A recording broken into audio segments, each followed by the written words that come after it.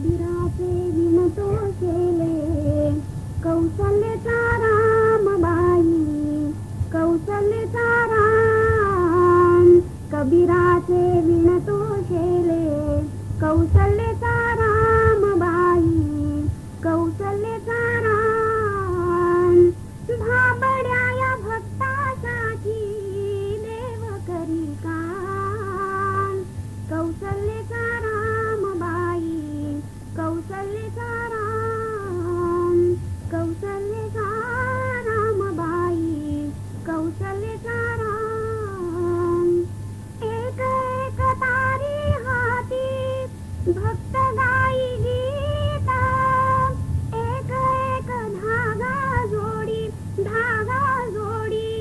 जानकीचा नाथ जानकीचा नाथ राजा घनश्याम कौशल्यचा रामबाई कौशल्यचा राम कौशल्यचा रामबाई कौशल्यचा राम दास राम नामी रंगे राम होई दास एक एक धागा गुंते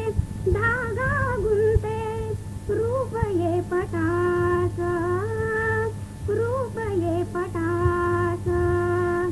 राजा घनश्याम कौशल्यचा रामबाई कौशल्यचा राम कौशल्यचा रामबाई कौशल्यचा राम विणून सर्व झाला शेळा पूर्ण होई काम ठाई ठाई शेल्यावरती दिस राम नाम राम नाम राम नाम राम नाम दिसे राम नाम गुप्त होई राम कौशल्यचा रामबाई कौशल्यचा राम कौशल्यचा रामबाई कौशल्यचा राम हळूहळू उघडी डोळे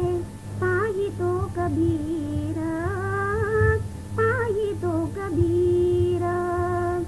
विणूनी आशेला गेला सखा रघुवीर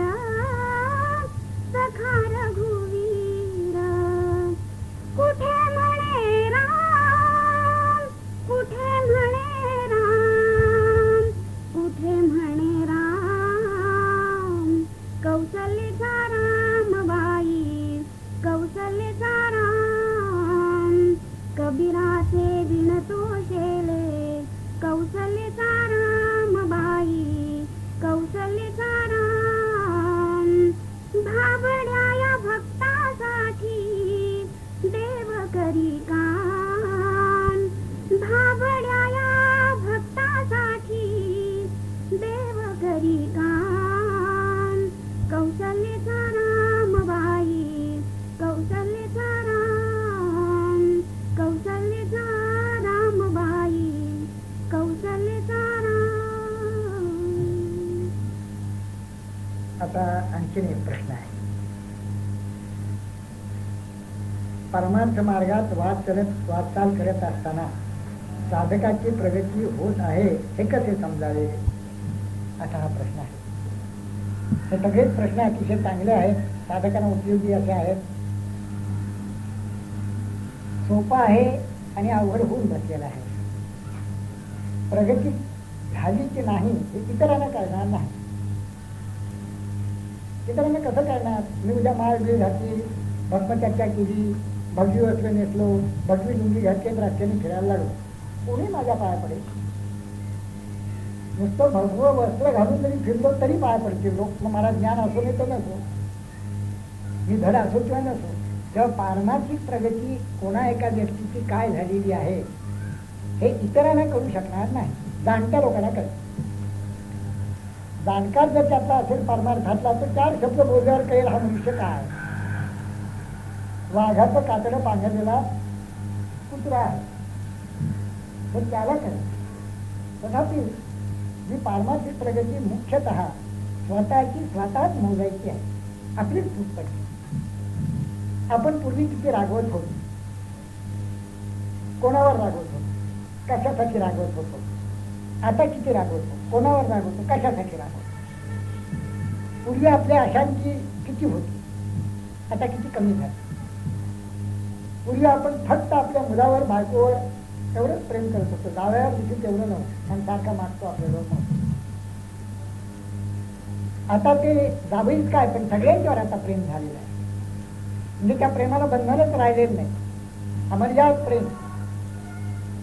नारदांनी भक्ताची लक्षणं सांगत असताना आणि भक्तीवर व्याख्यान देत असताना सा तू अस्मिन परम प्रेम रूपा अमृत स्वरूपाच्या भक्ती म्हणजे प्रेम, परम प्रेम म्हणजे भक्ती. कशामध्ये? अस्मिन म्हणजे या आज्ञावर, आज्ञावर परम प्रेम म्हणजे भक्ती. हा आत्मा कसा आहे? सर्वांतर्यामी, सगळ्यांच्या अंतर्यामी असणारा, प्रत्येकाला कळणारा. डोळे बांधून जरी उडत कडक पाण्यात हात घातला त्याला कळतं हे करत आहे. डोळे बांधते ते. थंड पाण्यात हात घातला थंड. आपण कुठेही उभा राहिलो प्रकाशात उभा आहे. अगदी गरज अंधकारात उभा असतो, गरज अंधकारात उभा आहे. कुणी सांगितलं काही दिसत तर नाही तुम्हाला आणि गरज अंधकारात मी उभा आहे कसं समजा. ज्याला प्रकाश कळला त्यालाच अंधकार, ज्याला सुख कळतं त्यालाच दुःख कळतं, ज्याला पाप कळतं त्यालाच पुण्य कळतं, ज्याला मी स्वरूप आहे असं कळतं त्यालाच मी कुरूप आहे असं कळतं. मी चाललो हे मलाच कळतं, मी बसलो हे मलाच कळतं. मोठी गंमत आहे. मी सुखी आहे मला कळतं, मी अत्यंत सुख आहे हे मलाच कळतं आणि तो मी या सुख दुःखाच्या पलीकडे. अशा आज्ञावर परम प्रेम असणं हे भक्तीचं लक्षण नारदांनी दिलेलं आहे. सर्व आत्मा हा सर्वांतर्यामीच असल्यामुळे सगळ्याच मंडळींच्या दिवशी प्रेम वाटायला लागणं. आप परभाव नाही, हा माझा तुझा असं नाही, ते फक्त व्यवहारापुरता आहे. हा वाईट आहे चांगला आहे, फक्त व्यवहारापुरता. बाकी सर्व काळी सर्व आणि व्यवहार आपण किती करतो असं वाटतं. हा थोडा व्यवहार आहे. वाण्याकडे जाऊन धूळ आणला तर किती वेळ लागतो? 10 मिनिटात का? 24 तासाचा 10 मिनिटं आपण व्यवहार केला वाण्याबरोबर. आपण असे काम वाण्या घरी कूळ त्याचं याची कूळ काय तिथे करायचं काय आपल्याला बाकीच्या गोष्टी. वाणी आहे, कूळ मिळाला त्याच्याकडे चांगला गुळ आहे, पिवळा धमक आहे, कोल्हापुरी आहे, बाजला त्यांनी निदान सांगितला कोल्हापूर एवढं पुढे आहे. आपल्याला तेवढाच व्यवहार. आपण सारखे व्यवहार करत नाही, आपण एकमेकांच्यावर प्रेम करतो कळत न कळत. प्रथम आपण आईवर करतो, वडिलांवर करतो, भावावर करतो, बहिणीवर करतो, बायकोवर करतो, नवऱ्यावर करतो, मुलांच्यावर करतो. हे प्रेम वाढत वाढत शेजाऱ्यावर करतो, पलीकडे जातो. मग हे विश्वाची मागे धरण ऐसी मती जयाची स्थिर चिंबहुना चराचर आपणची झाला. परमार्थाची परम प्रगती झाली या माणसाची. सुरुवात कुठून झाली? मी माझ्या बायकोवर प्रेम करतो, नवऱ्यावर प्रेम करतो, मुलावर करतो, आईवर करतो, वडिलांच्यावर करतो, असं करत करत शेवटी मी सगळ्यांच्यावर प्रेमच करतो. ह्या प्रेम अथांग आहे. किंबहुना परमेश्वर एका शब्दात वर्णन करायला झालं तर ते प्रेम स्वरूप आहे. म्हणून संत देखील किंवा सद्गुरू देखील ओळखण्याची मोठी खूण आहे. ते परम प्रेमरूप असतात. अखंड त्यांना असं वाटत की हा मनुष्य दुष्ट आहे तर कदाचित प्रेम असं कदाचित वाटत. आपल्याला काय करायचं त्याच्या दुष्टपणाचा असेल दुष्ट रूप म्हणजे तो दुष्ट आहे. पण माझ्या बाबतीमध्ये त्यांनी कधी दुष्टावा केला नाही. माझ्याजवळ तो गोडच बोलतो, चांगला बोलतो. मला त्याच्या इथे अप्रिय वाटण्याचं काहीच कारण नाही. आणि माझ्याजवळ जरी कटू वाढला तरी माझं प्रेम आठवतच राहत. हे ओळखण्याची, आपली प्रगती ओळखण्याची शेवटची फोन परमप्रेम. तसंच त्या प्रेमाची दुसरी बाजू शांती, परमशांती. तुम्हाला अशांत कदापिही सापडणार नाही. प्रगत जो साधक आहे तो अशांतीला टाळतो. कारण अशांत मनुष्य झाला की तो साधनेपासून छुटतो. गीताकार असं म्हणते अशांत सुखम. अशांत माणसाला सुख कुठलं? जो सदा मत्सरी आहे, द्वेषी आहे, दांभिक आहे, अहंकारी आहे, कामी क्रोधी आहे, लोभी आहे, सारखा लोभ असला पुढे आला राहिला की ह्याच्यापासून मला काय मिळणार. आता बोला की 2 शब्द नाही झालं ह्याच्यापासून काय मिळणार, कशाला पाहिजे इतका लोक काय करायचं. तुला आहे ना परमेश्वर कृपेने तुझ्या पोटापुरतं, मग आता ह्याच्यापासून मला काय मिळणार असा काय विचार आला की त्याच्यावर प्रेम जमलं पाहिजे. आपल्याला काय आभार वृद्ध साधकाची प्रगती. आपण तो किती शांत झाला, तो किती प्रेमळ झाला, तो किती अनहंकारी झाला, तो किती निर्मत्सरी झाला. मथळा चमत्कारी शत्रू आहे आपल्याला सांगतो. हा रक्तात नाही पण लहानपणापासून आहे. आणखी 2 सालची जर मुलं असती घरात जुळी असली मग तर बघायलाच नको. पण दोन सारख्या वयाची जर असली आणि आईने आदान आपलं खेळायचं एक खेळ होतो, दोन तुकडे केले, थोडं एक लहान मला थोडाच मोठा झाला तुकड्याचा. आता तुकडा आणि त्या मधून मापून इकडे 2 4 तिकडे 4 असं का कापणार बोलला. ह्याला गेला त्याला तेच ही बहीणची मुलगी असते की आपल्या कोण जी असेल दुसरी तिच्याकडे बघते, तिच्या हातात मोठा बघितल्याबरोबर हा सगळा तुकडा फेकून देते आणि भोकात पडत. किती लहान 2 वर्षाची मुलं हा फेकून देत, ह्याच्यामध्ये क्रोध आला आणि तिला दादी तुला मोठा दिलाय ह्याच्याबद्दल द्वेष आला, मत्सर आला. आता मत्सर या नावाचा एक जबरदस्त रिपू आहे आपल्याकडे, अहंकार आणि मत्सर एक जबरदस्त रिपू आहे. ह्याच्यामध्ये सावधगिरी ठेवून हळूहळू निर्मत्सरी होणं, एकदम जाणार नाही. हे दोन्ही रिपू अहंकार पण आणि मत्सर पण किंबहुना ज्याच्या पोटीच बाकीचे काम करून दोघं हा जाणार नाही. अहंकार याचा अर्थ मी देह, जोपर्यंत मी देह असं वाटतं तोपर्यंत अहंकार राहणार, मत्सरी राहणार. मी देह नाही, दुसराही कुणी देहवान नाही, आहे तो एकच आत्मा परमात्मा अखंड अतूट टकून आहे. मी आणि तू असे दोन नाही, मीच एक आहे. जसं हा हात या हाताचा मत्सर करू शकत नाही, पण हा हात या हाताचा मत्सर करू शकतो.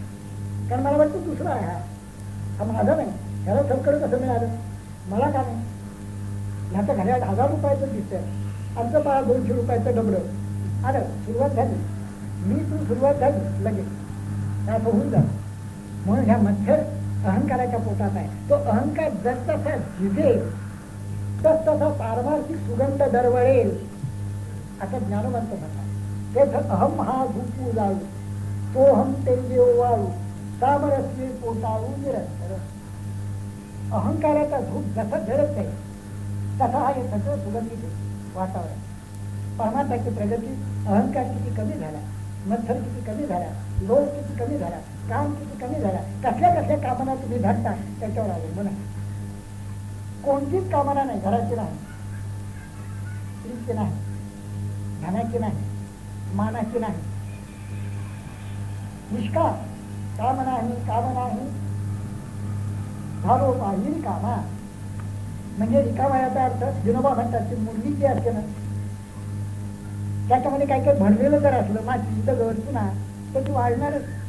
आणि जी गोपाळ कृष्णाच्या हातात दिली तरी ती प्रथम रिकामी करायला पाहिजे. तसं माती पुन्हा त्याचं काय जे भरलं त्याच्यामध्ये तसं हे सगळं मोकळं केल्याशिवाय पारमार्थिक प्रगती शक्य नाही. हे मोकळं करणं म्हणजे साधना करणं आणि मोकळं झालं की आनंद रूप आपण जगामध्ये राहणं ही पारमार्थिक साधना, ही पारमार्थिक प्रगती. जोपर्यंत लोक तसाच आहे, काम तसाच आहे, क्रोधी तसाच आहे, जरा इकडचं तिकडे झालं की रागा रुद्र थोडं इकडचं तिकडे होता का मला. रागाचे पुन्हा 2 प्रकार असतात. राफड बोलत राहतात, बोलतच असे 2 प्रकार रागाचे असतात. क्रोधाचं हे तंत्र आहे, ते मूळ आईजवळ बोलतच नाही म्हणजे समजा हे रागावलं आता नाही तर ऐकली म्हणून तिला घरीचे मार बुके मार काय हो पदव काय विचार होता आधार गोष्टी कर. लहान मूळ 4 वर्षाचं रागवलं म्हणजे बघा काय करतं तिथून मग 15 वर्षी तासाचा तो 18 वर्षी वर्धिष्ठू असतात ही मंडळी. 18व्या वर्षी तर बघायलाच नको, त्याच्या नाकावरच रागत सगळ्यावर रागवतात. त्याचा परिणाम असा होतो नातराला देखील वाटतंय आजोबा घरात नसले तर बरे, मुलांना देखील वाटतं हे वडील नसते तर बरे, बाबांना जर ऑफिसमध्येच अडकवून ठेवलं साहेबांनी तर आम्ही सुखाने राहू अशी परिस्थिती आहे. इतके आलेले आले की सुरुवातच नाही फायदावर घ्यायला. आपली पारमार्थिक प्रगती क्रोध गेला, आपण कशा कशाच्या कामांमध्ये गुंतलो आहोत, लोभ कसा कमी झालाय, मत्सर कसा नामशेष झालाय, हे सगळ्या गोष्टी ज्या अहंकाराच्या पोटी असतात तो अहंकाराचा भूत कसा जळतोय. अहम म्हणजे मी देह हा अहंकार, देह अहंता असा शब्द आहे परमार्थामध्ये. अहंकार ह्याचा अर्थ मी श्रीमंत आहे, मी मोठा आहे, मी पंडित आहे, हा अहंकार ज्या मूळ अहंतेवर असतो, ज्या देह अहंतेवर, तो देह म्हणजे मी हे गेल्याबरोबर ह्या सगळ्या गोष्टी आपोआप थंड पडतात आणि मग त्याची प्रगती उत्तम झाली असं समजावं.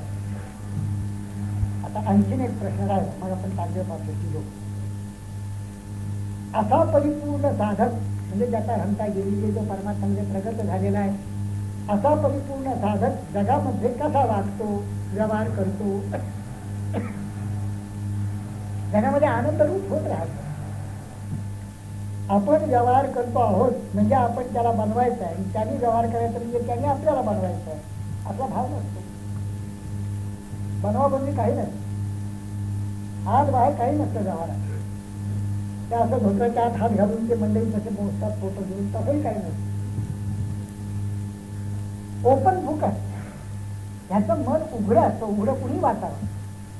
मनामध्ये असं येतच नाही कोणाच्या विषयी वेळ वाटलं, भावच येत नाही, येऊच शकत नाही.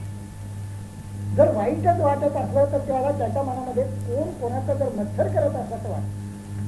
कोणी अति अहंकार बघितलं म्हणजे वाटत. कोणी फार कामानेमध्ये गुरफटलेला आहे, पैशाच्या मागे लागलाय, घराच्या मागे लागला, असं जर झालं तर त्याला वाटत. नाही तर त्याच्या स्वतःसाठी त्याला सुख दुःख नाही. जगामध्ये तो आनंद रूप होऊन राहतो. आनंद रूप विचारे योगी राहण्या असं समर्थन होतं. आनंद रूप तो ज्या ठिकाणी जाईल असा महापुरुष, त्या ठिकाणी सुख, समाधान, शांती, प्रेम हे आपोआप वर्धिष्ण होईल. तो जीवची वासरूप आहे, तेवची सुखाची सृष्टी होईल. तो म्हणे तेथे राहे महाबोधू. तो ज्या गावाला जाईल, ज्या ठिकाणी असेल, ज्या घरामध्ये असेल, तिथे तुम्हाला आनंद सापडेल. दुःख सापडणार. दुःख वंचित अवगुण आहेत त्याने होतात. घराघराची दुःख माजलेली आहेत. सासू सुनेचं ऐकणार नाही, सून सासूचं ऐकणार. बाप मुलाचं ऐकणार नाही, मुलगा बाप. तो म्हणतो मुला बापाचं आता 25 वर्षापूर्वीची मत, माझं ओपिनियन गेलं आहे. माझ्या वडिलांचं कधी पटतच नाही असं तो म्हणतो. ही घरं सगळ्या ठिकाणी असतात. पण असं एखादं घर असतं की मुलगा बापाचा ऐकतो इतकंच नाही, तर बापाला जर काही प्रसंग आला तर मुलाचा सल्ला विचारतो, इतका मुलगा परिपक्व आहे आपल्या विचारामध्ये. असंही घर असू शकतं. म्हणजे मुलगा बापाला विचारतो इतकंच नाही, त्याच्या पायावर डोकं ठेवल्याशिवाय अन्नग्रहण मुलगा करत नाही, अशी घरं सापडू शकतात.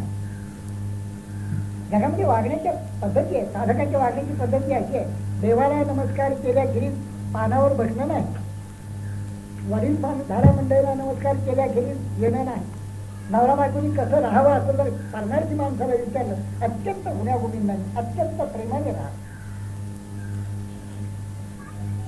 पण आमच्यामध्ये प्रेम निर्माण होत नाही, आम्ही काय करावं असं जर विचारलं, साधना करा, नामस्मरण करा, ध्यान करा. प्रेम निर्माण होत नाही याला अनेक कारणे असतात. तो फुफू करत बसला किंवा असं असं काय करणार, कसं प्रेम करणार. झिंगत जर आला त्या भजनी तरी काय करावं, प्रेम करायचं म्हणजे काय करणार का. अगदी परमार्थ सगळे अशा वेळेला आज प्रेम करावं आणि बाहेर त्याला चांगलं झाडावं. ते काय व्यवहार धरून प्रेम करता येतं.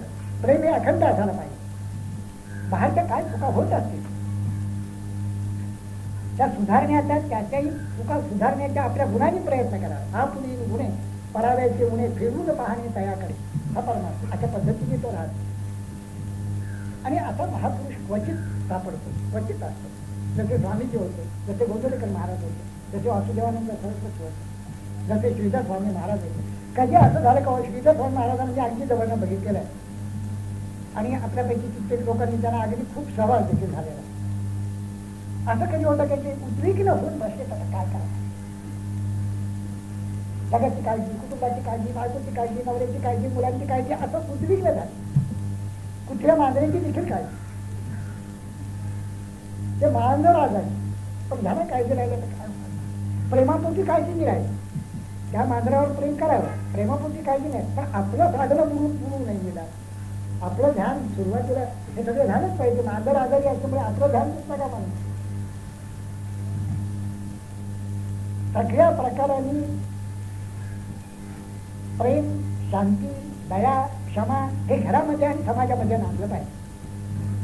असं जर व्हायचं असेल तर सगळ्या समाजाचा साधनेला लावलं पाहिजे. थोडं ध्यान, थोडं नामस्मरण, थोडी पूजा. कुठेतरी तुमचं विश्वास, श्रद्धा तर पाहिजे की नाही. श्रद्धाहीन समाज कधी राहू शकत नाही, कुटुंब राहू शकत नाही श्रद्धाहीन. बापाचा मुलावर विश्वास नाही, मुलाचा बापावर विश्वास. आता कसं, आणि त्याचं कारण त्यांचे स्वभाव, त्यांचे गुणधर्म. एका महापुरुषाचा मुलगा दुपारी भर 12 वाजता झिंगत आला. ते उभे होते, फार मोठे थोर पुरुष, अखेर जागतिक कीर्ती, पुण्यामधलीच गोष्ट. मोठे पंडित विद्वान थोर राजकारणी पुरुष महापुरुष जीवनात येताना बघितल्यानंतर त्यांनी देवदेवाच्या ध्वजावर त्याला सांगितलं, हा जो कोणी येतोय ना ह्याला धक्के मारून बाहेर घाल, त्याला येऊ देऊ नको. धक्के मारून 12 वाजता भर 12 वाजता ब्राह्मण कुलोत्पन्न जिन्नत जरी यायला लागले घरामध्ये तर बापान तरी काय करायचं, धक्के मारून बाहेर घाल. गीता येत होती, ज्ञानेश्वरी येत होती, दासबोध येत होता, सगळ्या परमार्थ ऐकत होता, पण काय करणार. या अशा पद्धतीने वागून देखील त्या मुलावर माझं प्रेमच पाहिजे, आपलं प्रेमच पाहिजे. प्रेम ठेवून काय धक्के मारायचे तुम्हाला. हे धक्के मारणे बाहेरच्या गोष्टीसाठी. अंतर्यामी जो परमात्मा तो त्याचा माझा एकच आहे. सापाला मारायचा तो एखाद्या चावेल कोणाला तरी आणि नाश होईल इतरांच्या जीविताचा म्हणून, नाही तर विष्णू सर्प नारायण पण ते दुरून बनणारे त्र्यंबकाची चुकत नाही या बाबतीमध्ये. त्यांच्या ज्या काही आपल्या समस्या आहेत त्याची पूर्ण कल्पना पूर्ण जाणीव त्याला आहे. अशा या साऱ्या समस्यांमधला आपला संसार सुखरूप कसा पार पाडावा याच्याकरता ते दक्ष असतात आणि त्या तऱ्हेने जगामध्ये ते वाटतात.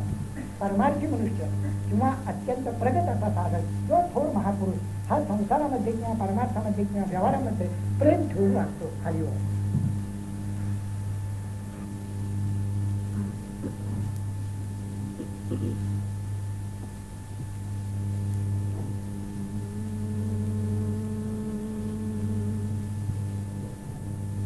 गंगे ऐसे निर्मळ मन मन, गंगे ऐसे निर्मळ मन मन, गंगे ऐसे निर्मळ मन मन, गंगे ऐसे निर्मळ मन.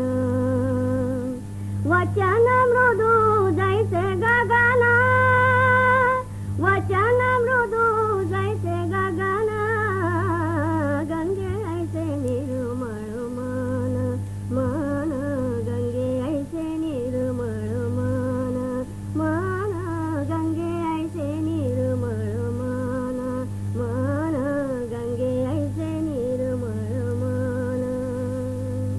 सुख दुःखामध्ये सरिसा सरिसा, सुख दुःखामध्ये सरिसा सरिसा, सुख दुःखामध्ये सरिसा.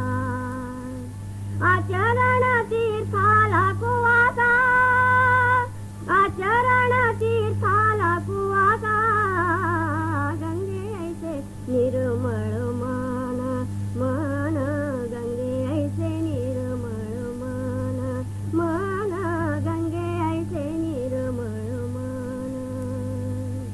वचन मृदू जैसे गगन, गंगे ऐसे निर्मळ मन मन, गंगे ऐसे निर्मळ मन. इंद्रिय दमना माझी धृती हो, इंद्रिय दमना माझी धृती, जया सत्कर्मी चराती, जया सत्कर्मी चराती, गंगे ऐसे निर्मळ मन मन, गंगे ऐसे निर्मळ मन मन, गंगे ऐसे निर्मळ मन मन, गंगे ऐसे निर्मळ मन. माधव म्हणे तो नरदान, माधव म्हणे तो नरदान, नर नोहे नारायण जाण, नर नोहे नारायण, गंगे ऐसे निर्मळ मन मन, गंगे ऐसे निर्मळ मन मन, गंगे ऐसे निर्मळ मन मन, गंगे ऐसे निर्मळ मन. वचन मृदू जैसे गगन, गंगे ऐसे निर्मळ मन मन, गंगे ऐसे निर्मळ मन मन, गंगे ऐसे निर्मळ मन. पुंडलीक वरदे हर विठ्ठल. श्री ज्ञानेश्वर महाराज संतन की जय जय जय. तैसी अप्रमे प्रमे भरली, मौनाची अक्षरे भली, रचून गोष्टी केली मेरी यायची. ओळी झालेली आहे, पण अमृतानुभव आहे तो. म्हणजे अनुभवाचंच अमृत ज्ञानेश्वर महाराजांनी मोठ्या कृपेने आपल्या सगळ्यांच्या ओठाला लावल्यामुळे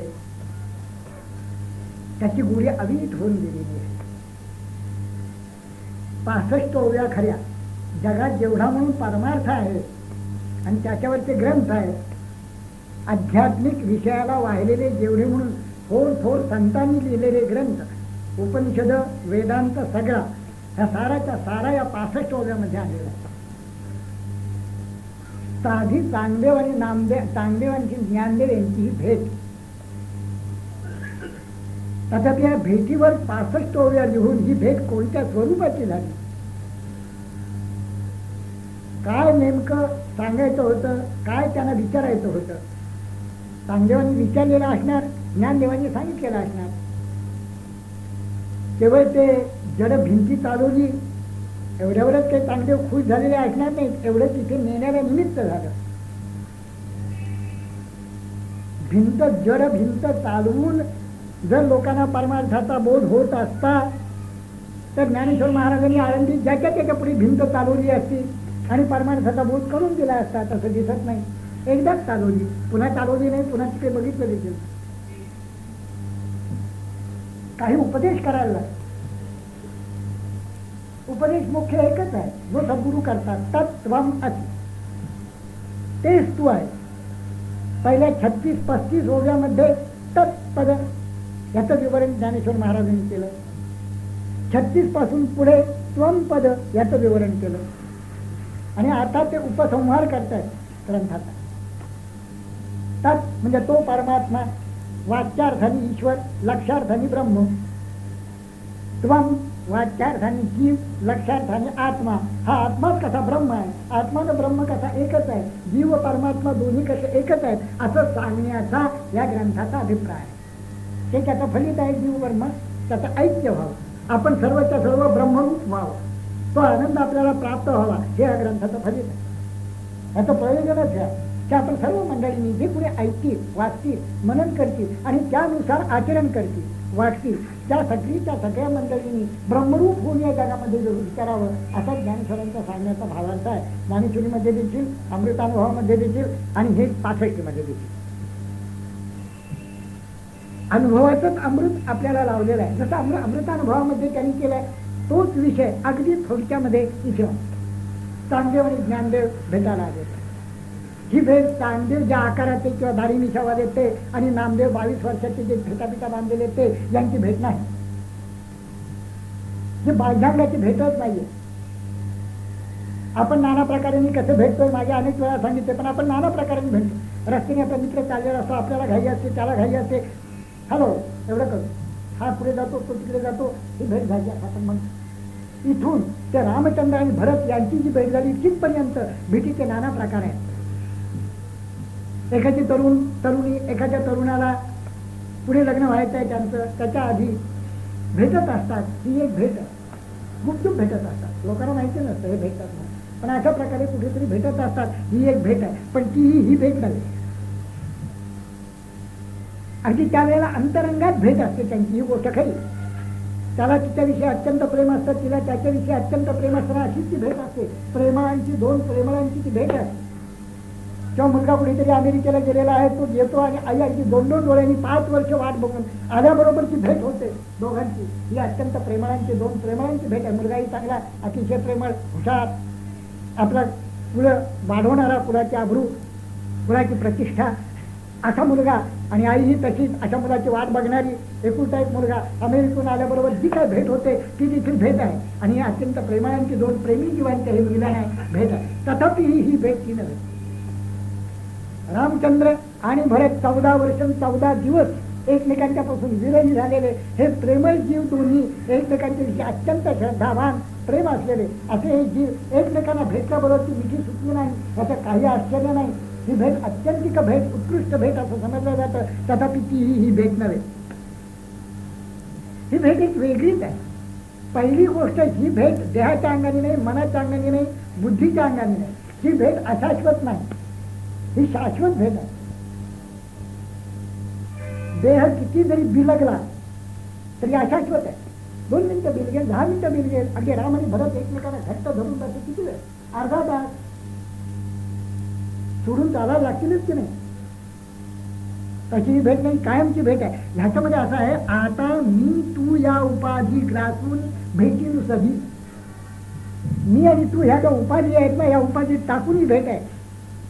बाहेर देहाची उपाधी नाही या भेटीमध्ये, मनाची नाही, बुद्धीची नाही. आपली जी भेट होते ते देहाने तरी होते, मनाने तरी होते, बुद्धीने तरी. लहान मुलगा असा तर आई मनाने भेट घेते, मुलगा आईची मनाने भेट घेतो. तशी ही भेट नाही. किंवा दोन्ही बुद्धिमान माणसं असली तर एकमेकांच्या बुद्धीच्या अंगाने भेट घेतात. दोन्ही पंडित, एक दिल्लीला जातो, एक कलकत्त्यात जातो, बुद्धीने एकमेकांची भेट घेतात. पण त्यांनी असा ग्रंथ लिहिला, माझ्या वाचनात आला, अतिशय चांगला ग्रंथ आहे, असं लिहिलं असतं तर बरं झालं असतं. ही जी भेट आहे ही बुद्धीची भेट. देहाची भेट असते, मनाची असते, बुद्धीची असते. या सगळ्या उपाधीच्या अंगाने भेटी आपल्या परिचयाच्या आहेत. पण ही जी चांगदेव आणि ज्ञानदेव यांची जी भेट झाली, ज्याचं वर्णन हे 65 श्लोकामध्ये आहे, अभंगामध्ये, ओव्यामध्ये, ही भेट मात्र ह्या कुठल्याच उपाधीने युक्त नाही, निरुपाधिक भेट आहे. म्हणून आपल्याला कळायला अवघड आहे. अनेक उदाहरणं त्यांनी दिलेली आहेत. ते म्हणतात, हे पहा चांगदेवा, आरशामध्ये आपण आपल्याला पाहतो की नाही, प्रतिबिंब या नावाची दुसरी वस्तू आहे का? आपणच ते आहोत आरशात. आरशाच्या मिशानी, आरशाच्या उपाधींनी जसं मी माझंच दर्शन घेतो आहे, तसं तुझी जे काही शरीर आहे, मन आहे, बुद्धी आहे, ती उपाधी, ह्या उपाधीच्या अंगाने मी माझंच अंतर्यामी जो मी आत्मा त्याचं दर्शन घेत आहे. मी आणि तू अशा 2 गोष्टी नसून मीही आत्मरूप आणि तूही आत्मरूप असा एकच आत्मा एकमेकांना पाहतो. दिवा समजा लावला तर दिव्यांनी जसं आपलं रूप, दिव्यांनीच आपलं रूप पाहावं, त्याच्याच प्रकाशात तसं मी आत्म्याच्याच प्रकाशात आत्म्याची भेट तुझ्या ठिकाणी अखंड घेतो आणि तू माझ्या ठिकाणी आपल्या स्वरूपाची भेट घेतो. ही भेट अखंड आहे, ही उपाधी असो किंवा नसो. हे वस्तुतः अप्रमेय यांनी बोलण्यासारखी गोष्ट नाही. उपाधी जोपर्यंत आहे तोपर्यंत बोलता येतं, पण उपाधीच्या पलीकडे गेल्यानंतर बोलणार का? अरे बोलण्याची तुझे व्यर्थ झाले. यतो वाचो निवर्तन ते अप्राप्य मनसासह, वाणी तिथे परत फिरते. आत्म्याच्या ठिकाणी वाणी जाऊच शकत नाही. आणि ही भेट आत्म्याची आहे. आणि आत्मा, तुझा आत्मा, माझा आत्मा असे 2 नाहीत, पुन्हा एकच आहे. चांगल्यावर तुझ्यामध्ये मी आहे आणि माझ्यामध्ये देखील मीच आहे. या मीची भेट उपाधी विरहित आपण घेतो आहोत. मी अखंड आहे म्हणून भेट ही अखंड आहे. ही तुमची उपाधी संपली तरी कुणीतरी अशीच भेट अशाच प्रकाराने कुणीतरी कोणाची तरी घेतील. तेव्हा मी आणि तू अशा उपाधी नसतील, पण ही जी मी तू या उपाधी विरहित असं स्वरूपाची जी भेट आहे ही जगामध्ये अखंड चालत राहील. आणि ही भेट ही अखंड आहे, शाश्वत आहे, पण हे अप्रमेय आहे. म्हणजे प्रमेयात विषय होत नाही, कुठल्या प्रमाणाला पण विषय होत नाही. हा मी तू सांगायला लागलं की मी हा कसा आहे आणि कशी भेट, ही अशीच भेट समजून भेट बूझ. म्हणून ते म्हणतात, तैशी अप्रमेय प्रमेय भरली. मी जे सिद्धांताने या सगळे भरलेलं आहे ना, ते वस्तुतः अप्रमेय आहे, शब्दात येत नाही. काय करावं? पण म्हणून मी काय केलं, मौनाची अक्षरे भरली. अप्रमेय म्हणजे जे बुद्धिगम्य नाही ते तुम्ही शब्दात आणणार कसं? जे केवळ अनुभवगम्य आहे. बुद्धिगम्य असतं शब्दात आलास, मनगम्य असतं शब्दात आलास, देहगम्य असतं शब्दात आलास. देहगम्य म्हणजे समजा याचं नाक असा, याचे डोळे कसे, याचे सगळे शब्दात आपण लिहू शकतो. जगाचं बहुतेक वाङ्मय हे देहावरच आधारित असल्यामुळे किंवा मनावर आधारित असल्यामुळे किंवा बुद्धीवर तरी आधारित असल्यामुळे, कुठेतरी उपाधीमध्ये असल्यामुळे सगळं वाङ्मय आपल्याला कळू शकतं. पण या तिन्ही उपाधी नाहीत. मी तू नाही, मी तू विरहित ही भेट घ्यायची आहे. आतल्या मीच्या अंगाने, आत्म्याच्या अंगाने ही भेट अशी कळणार नाही, ती शब्दात येणार नाही, बोलण्याचं कामच नाही. म्हणून आपण मौन धरूया असं ज्ञानेश्वर महाराज म्हणतात. आपल्याला ह्याची देखील अनुभूती आहे. मी मगाशी सांगितलं ना, आई आणि मुलगा तो भेटला 5-6 वर्षांनी, तो मौनी असतो. बघा, आपण दोघी बोलू शकत नाही, काही वेळेस काही काळ शब्द फुटत नाही, फुटणारच नाही. बरं झालं बाळा आला तरी मी तुझी वाट पाहत असे. नंतर 5 मिनिटांनी, 10 मिनिटांनी, 15 मिनिटांनी, तिथपर्यंत अवाक. हा अनुभव आपल्याला आहे.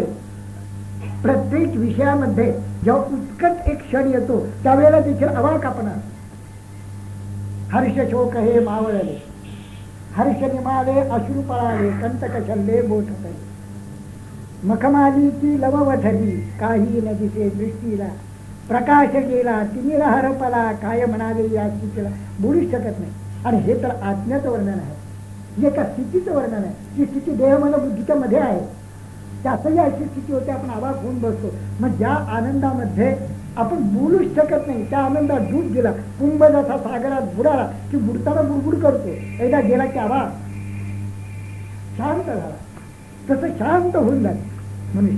अप्रमेय आहे, मी सिद्धांतामध्ये मांडलेला आहे, पण खरं सांगू का सांग देवा तिथे मौनच होऊन जातात. विठ्ठल विठ्ठल विठ्ठल पुंडलीक वरदे हर श्री ज्ञानदेव श्री ज्ञानेश्वर महाराज की जय. सब संतन की जय जय.